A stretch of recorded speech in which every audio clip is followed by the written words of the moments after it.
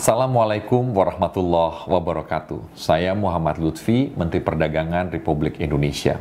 Pertama-tama, saya mengucapkan terima kasih dan apresiasi kepada pihak penyelenggara Alumnas Summit 2021. Bapak dan Ibu yang saya hormati, izinkan saya memberikan sedikit gambaran mengenai perkembangan terkini daripada kinerja perdagangan Indonesia.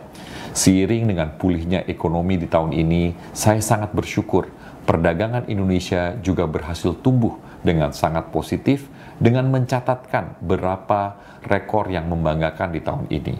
Hingga bulan Oktober lalu, total perdagangan kita telah berhasil tumbuh positif lebih dari 39% year on year-nya, atau mencapai hampir 342 miliar US dollar. Ekspor kita telah berhasil tumbuh 41,8% year on year-nya, mencapai lebih dari 186 miliar US dollar dan merupakan capaian tertinggi sejak tahun 2013. Dan hingga akhir Oktober lalu, kita juga berhasil mencatatkan surplus perdagangan kumulatif sebesar 30,8 miliar US dollar serta rekor surplus non-migas sebesar 40,8 miliar US dollar atau tertinggi sepanjang sejarah. Beberapa negara mitra dagang Indonesia yang menjadi penyumbang surplus perdagangan terbesar diantaranya China, Amerika Serikat, dan Filipina pada bulan Oktober lalu dengan jumlah mencapai 3,67 miliar US dollar. Capaian ini tentu tidak lepas dari kontribusi seluruh sektor serta kolaborasi yang sinergis antara pemerintah, dunia usaha, serta seluruh pemangku kepentingan.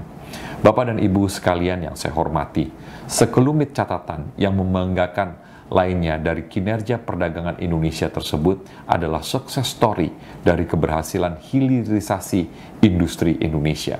Sejak beberapa tahun yang lalu, pemerintah berkomitmen untuk melakukan hilirisasi barang mentah menjadi produk bernilai tambah.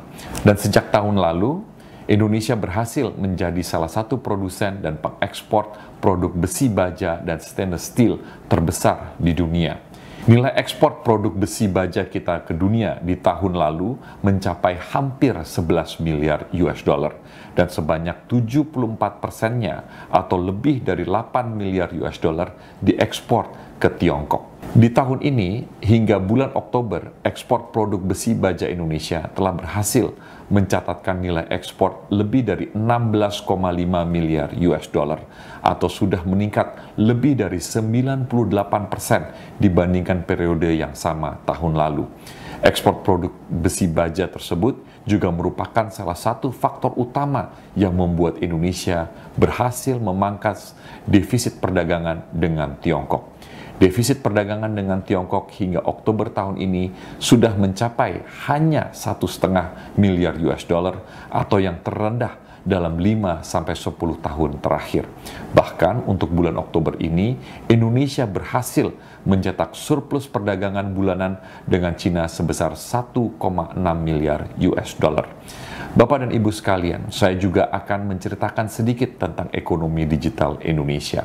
Pada tahun 2030, atau kurang dari 9 tahun lagi, kontribusi ekonomi digital Indonesia terhadap PDB kita diperkirakan akan tumbuh 8 kali lipat dari 632 triliun pada tahun lalu menjadi 4.531 triliun pada akhir tahun 2030.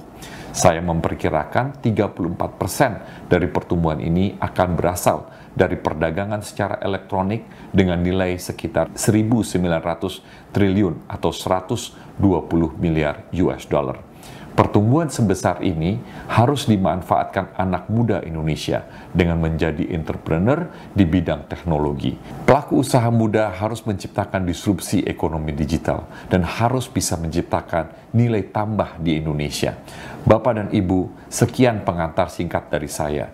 Semoga acara Alumnas Summit 2021 dapat berjalan dengan lancar dan sukses. Terima kasih. Wabillahi taufik wal hidayah. Wassalamualaikum warahmatullahi wabarakatuh.